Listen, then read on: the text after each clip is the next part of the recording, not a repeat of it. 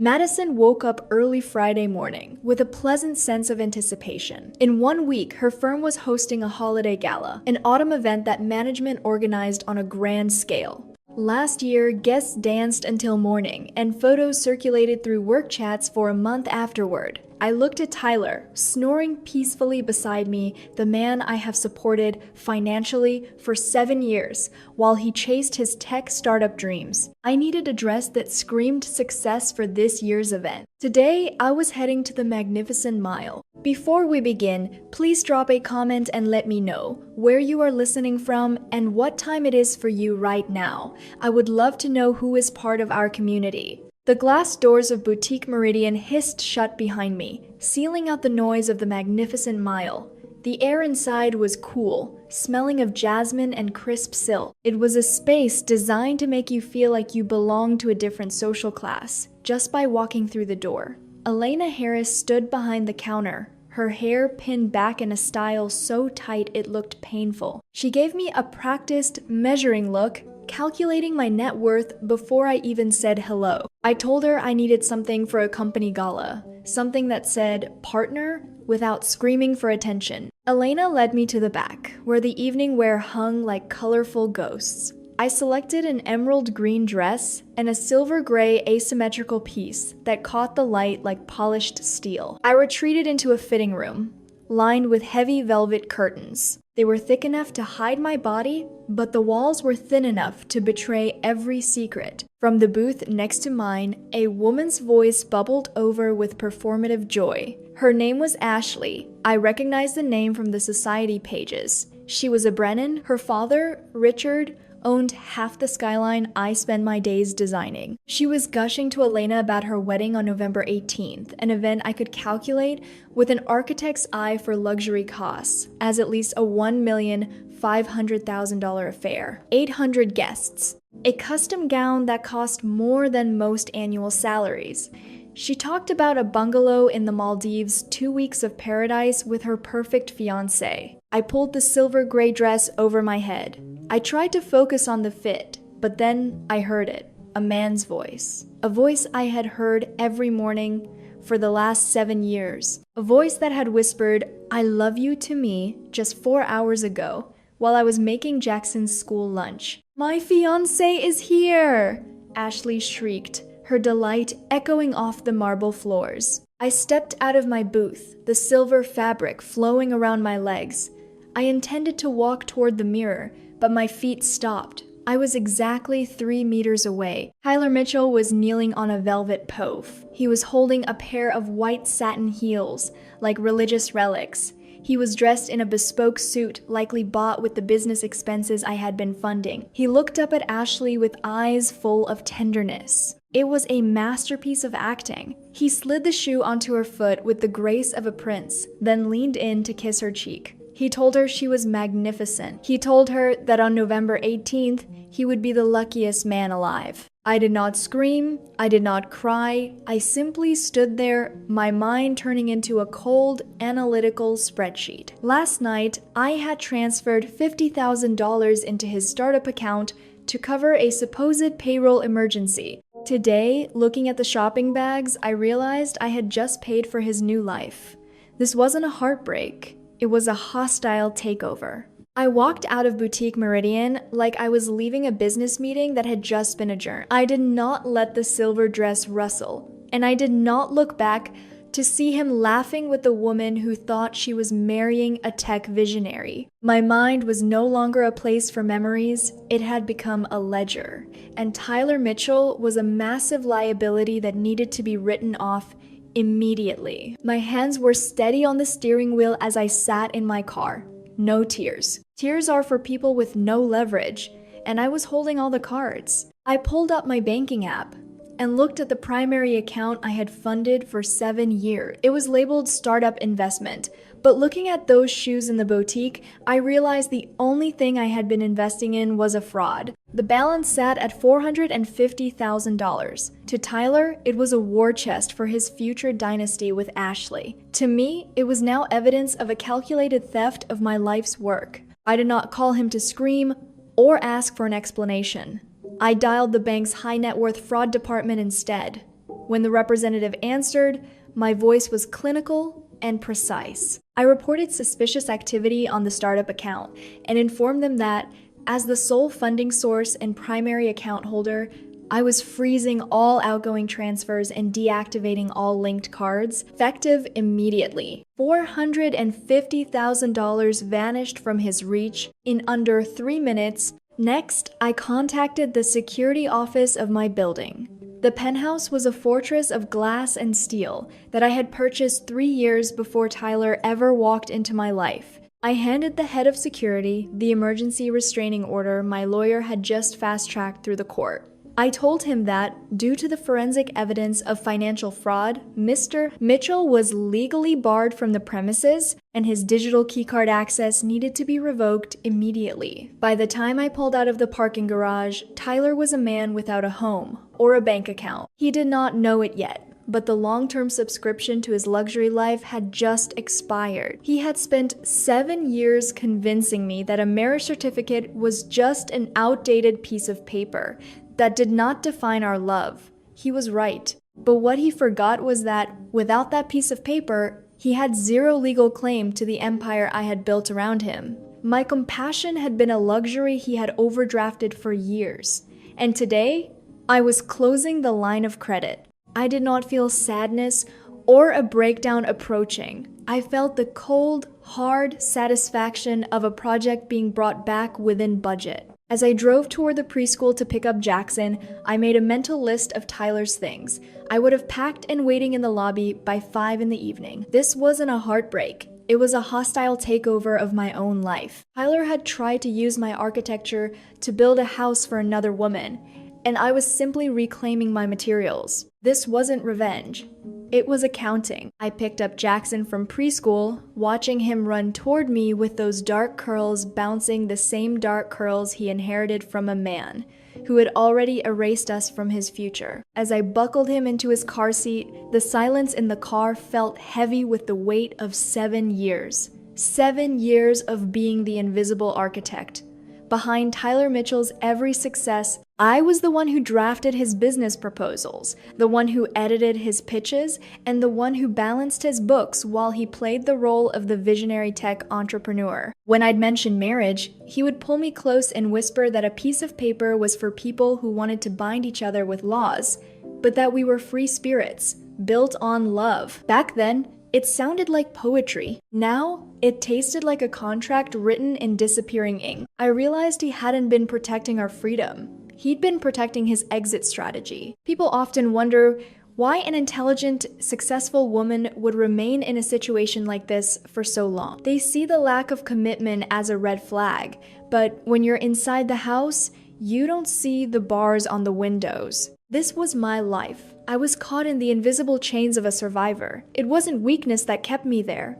It was a psychological phenomenon called learned helplessness. Tyler didn't just use my money. He used my empathy, turning my desire for a stable home for Jackson into a tool for my own captivity. I was living in a cage made of my own kindness, convinced that if I just supported him a little more, or worked one more double shift to fund his startup, he would finally see me as enough. I was the silent investor in his charisma, the collateral for a man who had no assets of his own. I had been conditioned to believe that my worth was tied to my usefulness to him. Every time he chose freedom over a legal bond, I accepted it as a testament to our modern love, never realizing I was just a placeholder in his 5-year plan. Now, looking at Jackson's innocent face in the rearview mirror, the chains did not just break, they dissolved in the heat of my clarity. I was not a burden or a past to be discarded. I was the very floor Tyler had walked on to reach for Ashley Brennan. My 7 years of invisible labor were over. I had spent my life designing spaces for others, but starting today, I was finally building a fortress for myself. Tyler had called our arrangement a choice. He was right. And I was finally choosing to cancel his subscription to my life. The phone vibrated on the kitchen counter. At exactly 5:16 in the evening. I did not need to look at the screen to know it was him.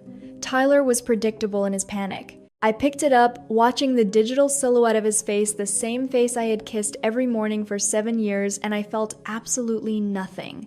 No anger, no heat, just the cold, quiet clarity of an architect finding a structural failure in a foundation she had built herself. Madison? What the hell is going on? His voice was a jagged edge of entitlement, echoing through the speaker. The front desk just told me my keycard is deactivated. They would not even let me past the elevators. I have Jackson's birthday gift in the car the one day you know I'm supposed to be the hero. Tell them to let me up right now. I did not just deactivate it, Tyler, I said, my voice as level as a horizon line. I deleted you, you're not a guest here anymore, you don't live in this penthouse, you don't exist in my architecture. There was a silence on the other end, the kind of heavy, pressurized silence that happens right before a narcissist changes his angle of attack. Are you having another breakdown? Is this about the gala? I told you I was working late with Richard Brennan. We are in the middle of a massive strategy consult for his real estate group.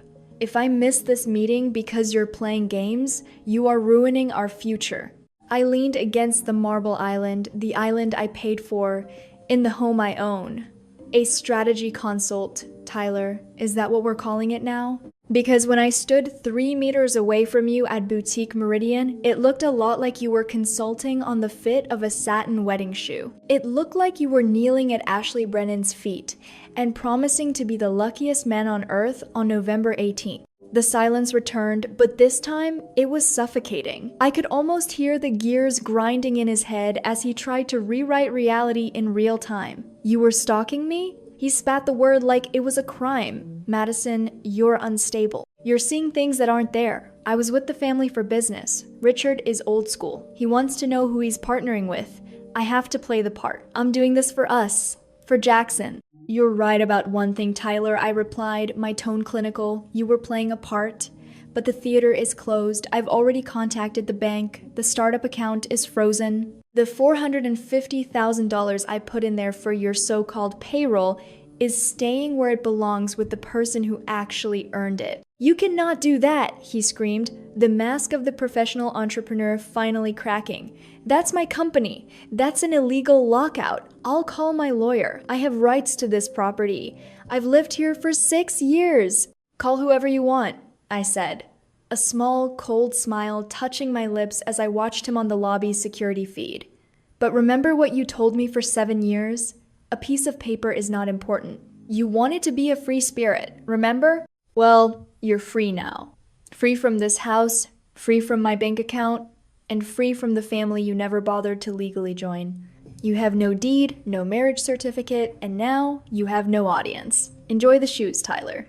I ended the call before he could launch into his next script. I went to the window and looked down at the city lights. I was not the victim anymore. I was the architect of my own liberation. Marcus Winters sat across from me in a private office, the glow of 2 monitors reflecting in his glasses. He was a man who understood that, in the world of the elite, paper is more powerful than passion. I had given him everything the access codes to the startup's digital ledger, the screenshots from Tyler Mitchell's tablet, and the bank statements I had spent the last 6 hours meticulously cross-referencing. Madison, Marcus said, his voice dropping into that low, serious register he reserved for contract disputes. This is not just a case of a boyfriend spending your money. It's significantly worse. He pulled up a digital document I had never seen before. It was a full power of attorney, complete with a forged notary stamp from a crooked associate he'd met through his tech circles. My signature was at the bottom, neat, precise, and a total lie. I remembered a rainy Tuesday 3 months ago when Tyler had brought me a stack of papers while I was buried in blueprints. He told me they were updated life insurance and medical consent forms for Jackson. I had signed them in a rush, trusting the man I had shared a bed with for 7 years. Tyler hadn't just been draining the $450,000 I had deposited into his startup. He had used that forged power of attorney to secure high-interest private credit lines, using my reputation as a high-earning architect to back his play. He had moved over $1 million into an escrow account, held by Richard Brennan's real estate conglomerate. He was literally buying his way into a real estate dynasty, using my life as the currency. This was the lethal discovery, the criminal twist that changed everything. This wasn't just a betrayal of the heart, it was a felony. Tyler did not have a startup. He had a parasitic shell company designed to harvest my credit and my labor to fund his social ascent. To the Brennans, including Ashley, he looked like a high net worth partner. But to the law, he was a man who had forged his way into a prison cell. "I've verified the signature mismatch," Marcus continued, his fingers tapping rhythmically on the desk. "He used your credit to build a stage for his wedding. Now, we're going to pull the floor out from under him." I looked at the forged document. For 7 years, I had been the silent investor in Tyler's version of family. I had treated our relationship like a partnership, while he treated it like a subscription service he could cancel for a premium upgrade. My compassion had been a luxury he'd overdrafted for years, but this wasn't family drama anymore. This was accounting, and the audit was going to be devastating. I simply nodded. My mind was already at the Brennan estate rehearsal dinner. Tyler wanted a $1,500,000 wedding. I was going to give him a reckoning that would cost him his freedom. I had spent my career designing structures that lasted. Now I was going to enjoy watching Tyler's house of cards collapse under the weight of his own lies. The rehearsal dinner at the Brennan estate was a $1,500,000 performance of wealth. It was a sea of crystal, gold leaf, and people who only value you if your bank account has enough zeros to make them feel comfortable. Tyler was at the center of it, looking exactly like the tech visionary he had spent 7 years pretending to be. He was wearing a $4,000 bespoke tuxedo. I knew the price because the transaction was still pending on my primary credit card statement.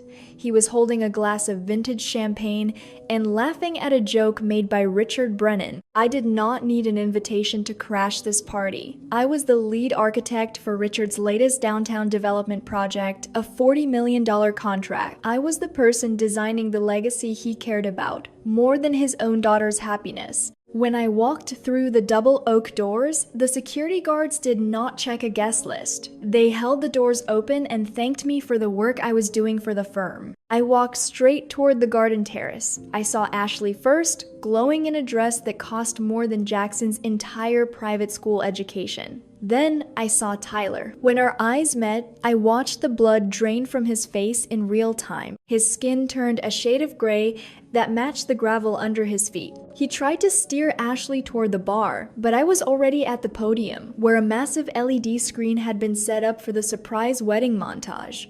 I did not scream. I did not even raise my voice. I simply tapped the shoulder of the audiovisual technician and handed him a thumb drive. Richard Brennan requested an urgent update to the architectural presentation for the family, I said, my voice carrying the professional authority of the firm's lead architect. On the massive screen, instead of childhood photos or romantic memories, a side-by-side comparison of my legal signature and the forged power of attorney appeared. It was followed by a forensic bank audit showing $450,000 flowing from my startup investment account directly into wedding deposits, jewelry purchases, and escrow buy-ins for Richard's company. The silence that followed was suffocating. This was the power illusion of an empty wallet.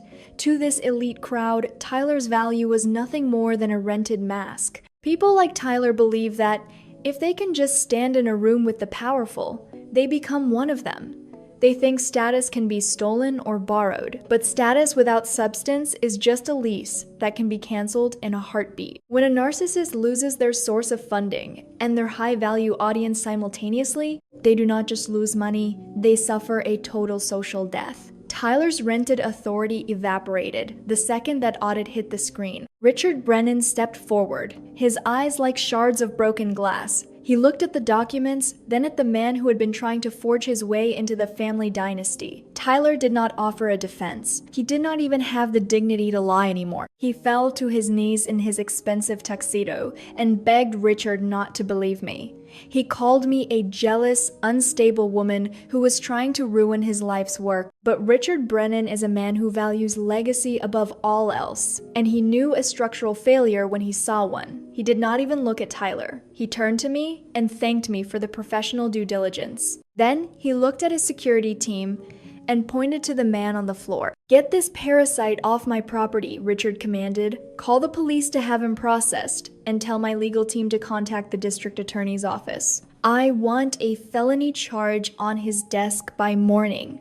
I do not partner with felons. I stood perfectly still as two large men lifted Tyler Mitchell by his armpits and dragged him across the manicured lawn. He was screaming that I had ruined him, that I had destroyed his future. He lost his shoes in the grass. He lost his bride at the altar, and as the gates of the Brennan estate slammed shut behind him, he finally realized that he had no house of his own. I had spent my life designing spaces for others, but watching Tyler be discarded like trash was the most beautiful structure I had ever built. The legal aftermath was as swift and final as a steel beam locking into place. Tyler Mitchell was eventually sentenced to 5 years in state prison for forgery, aggravated identity theft, and grand larceny. Richard Brennan didn't just call the police, he used every ounce of his influence to ensure Tyler was permanently blacklisted from every real estate and tech circle in the city. Tyler's name was scrubbed from the industry, as if he had never existed. As for me, the audit did not just destroy Tyler's house of cards, it cleared the path for my own ascent. 2 months after the rehearsal dinner, I was officially promoted to senior architect at my firm, taking full control of the downtown development projects that Tyler had tried to infiltrate using my stolen credit. I moved Jackson into a new home, one where the locks were changed by choice, not by necessity, and where the air did not smell like hidden agendas. Marcus Winters remained by my side, not just as my counsel, but as the first man who ever showed me that real love does not need to hide behind the excuse of being free spirit. Looking back on those 7 years, I've come to realize something profound that I want to share with you.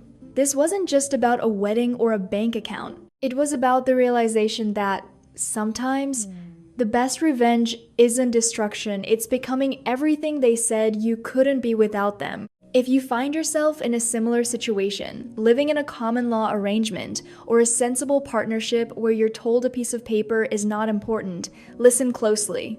Often, the person who fears the paper is the person who fears the accountability that comes with it. They want the benefits of a home without the obligation to protect it. To those of you who have ever felt like the invisible one, the placeholder, or the cash cow for someone else's ambition, please know this. You were never the problem. You were the foundation. And a foundation is the most valuable part of any structure, even if it stays hidden underground for years. The moment I stopped being a ladder for Tyler was the moment I finally had the height to see my own horizon. Do not wait 7 years to realize that your worth isn't determined by how much of someone else's weight you can carry. Forgiveness is not always for the other person. Sometimes, it's the only way to set yourself free from the prison of their expectations. You are the architect of your own life.